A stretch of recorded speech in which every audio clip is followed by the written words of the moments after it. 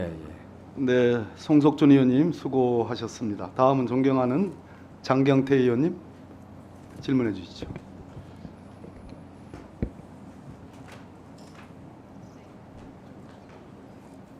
아닙니다. 대통령 직무집행 행위가 헌법과 법률에 중대하게 위반되었느냐 여부를 가리는 재판이 탄핵 심판이고 국무원이 직무와 관련해서 잘못된 경우에 징계 처분을 하는데 그 징계 처분의 성질을 띠고 있는 행정소송이 탄핵 심판입니다. 그런데 우리 국회가 탄핵 소추안을 작성할 당시 헌법 위반 부분과 법률 위반 부분을 나누어서 설치를 했습니다. 헌법 위반 부분은 5개, 법률 위반 부분은 8개 이렇게 설치를 하면서 법률 위반 부분에 대해서 뇌물수수가 된다, 또 직권남용이 된다, 또 강요죄가 해당한다, 형법상의 범죄가 성립한다라고 설치를 했습니다. 그런데 범죄가 성립하느냐의 의무는 헌법재판의 대상이 되는 것이 아니라 형사재판의 대상이 되는 것입니다. 그래서 그 법률 위반 부분 8가지를 기본적인 사실관계는 그대로 다 원용하면서 거기에 대한 법률적 평가를 뭐 뇌물죄가 되느냐 강요죄가 되느냐 이렇게 형법상의 범죄 성립에 대해서 논하지 아니하고 그러한 그 형법 위반 부분의 대통령의 그런 구체적인 행위가 헌법의 국민주권주의에 위반되느냐 대의민주주의에 위반되느냐 아니면 사적 자치를 기반으로 하고 있는 시장경제주의에 위반되느냐 라는 식으로 저희들이 제작성에서 제출할 그런 계획을 갖고 있습니다. 그 제작성하는 이유는 앞에서 말씀드린 바와 같이 탄핵 심판은 대통령의 직무집행행위가 헌법과 법률의 위배되느냐의 여부가 중요하기 때문에 그렇습니다. 좀 더 쉽게 얘기하면은 공소장 변경과 같다라고 보면 됩니다. 공소장 변경도 기본적인 사실관계를 그대로 유지하면서 거기에 대한 법적 평가를 달리하는 것입니다. 그렇기 때문에 국회 탄핵 소추 의견처럼 국회 제적위원 3분의 2 이상의 찬성이 필요 없고 이거는 탄핵 소추 의견과 대리인단이 얼마든지 그 준비서면 작성해서 제출할 수 있다라는 말씀을 드립니다. 헌재 처장님, 이렇게 이 권성동 당시 법사위원장이 탄핵 일타 강사 권성동에서 지금 내란 일타 공범 권성동으로 탈바꿈했습니다. 범죄 성립하느냐 유무는 헌법재판이 아니라 형사재판이 하는 거 맞습니까? 헌재 처장님, 방금 권성동 당시 법사위원장께서 범죄 성립하느냐의 유무는 헌법재판이 아니라 형사재판에서 하는 거라고 하잖아요. 맞죠? 헌재도 같은 입장이시죠? 범죄 성립 여부는 그 법원에서 판단을 합니다. 그렇죠. 박근혜 탄핵 당시 의결한 탄핵소추 의결서에 있는 뇌물죄 등 범죄 성립 여부가 있었고 헌법재판 과정에서 수정한 선례도 있죠. 그게 제 기억으로는 준비 서면을 통해서 그렇죠. 정리된 처장님 걸로 그때 헌재 근무하셨었잖아요. 계속 쭉 연구관으로 근무해 오셨고. 예. 그러면 방금 권성동 원내대표가 국회 재의결 과정 필요 없다라고 했습니다. 탄핵소추 사유서 재정리가 단순히 공소장 변경하는 것과 똑같다라는 주장에 동의하십니까? 다시 한번 탄핵소추 사유서 재정리가 단순히 공소장 변경하는 것과 똑같다라는 권성동 당시 법사위원장 주장에 동의하시냐고요? 그렇게 해서 헌재가 재판을 하셨잖아요. 당시에는 그렇게 해서 진행이 된 건 맞습니다. 그러면 탄핵소추 사유서는 대리인단이 얼마든지 준비 서면을 작성해서 제출할 수 있다라고 주장한 권성동 법사위원장 주장에 대해서 동의하십니까?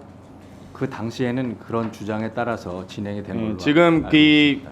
권성동이 권성동을 저격하고 있는데요. 과거를 외면한 채 지금 뭐 찐빵 없는 찐빵이다, 뭐 무효다 이렇게 주장하고 계십니다. 근데 이런 억지 주장에 대해서 계속 무시하실 게 아니라 헌재가 공식적 입장을 내시면 안 됩니까? 입장 표명하실 생각 있으신가요?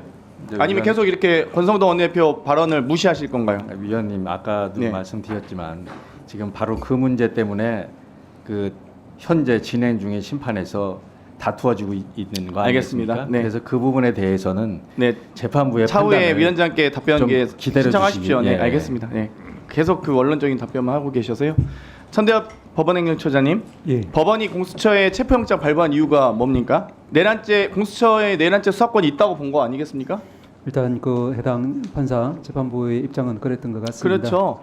방금 뭐 위원님께서 이제 공수처법 31조 재판 관할에 대한 부분 언급하셨어요. 뭐 중앙지법에서 공소를 제기할 수 있는 부분이고, 하지만 그럼에도 불구하고 이 범죄의 진화, 증거의 소재지, 또 피고인의 특별한 사정에 대해서 관할법원에 공소 제기할 수 있다. 다만 이 다만에 대한 단서 규정이 있잖아요.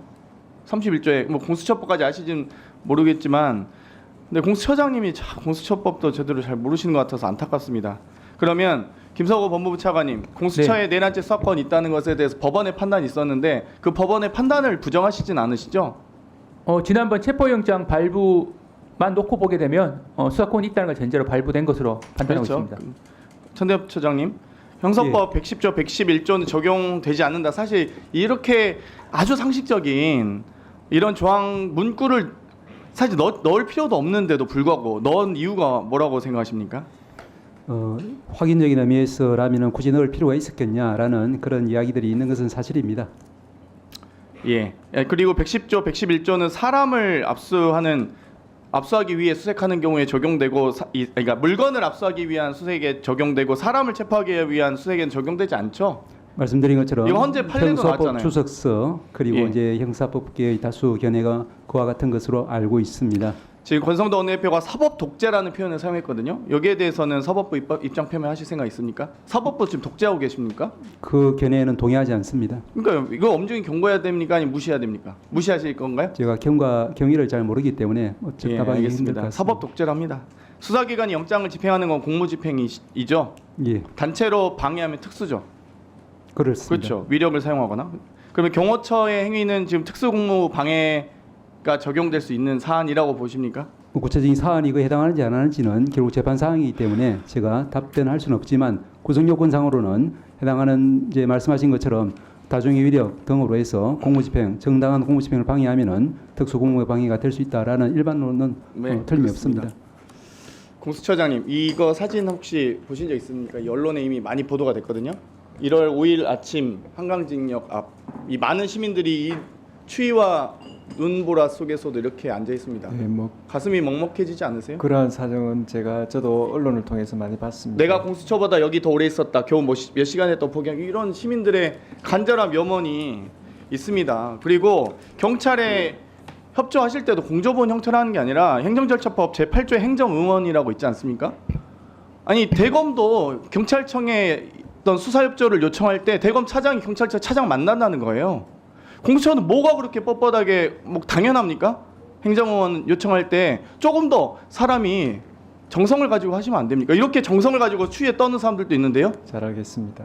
아니 이거 행정절차법 있잖아요. 아시잖아요. 저도 아는데 법조인이 아닌 저도 아는데 참 안타깝습니다. 협조를 많이 하셨다고 하는데 저도 이거 바로 체포하십시오.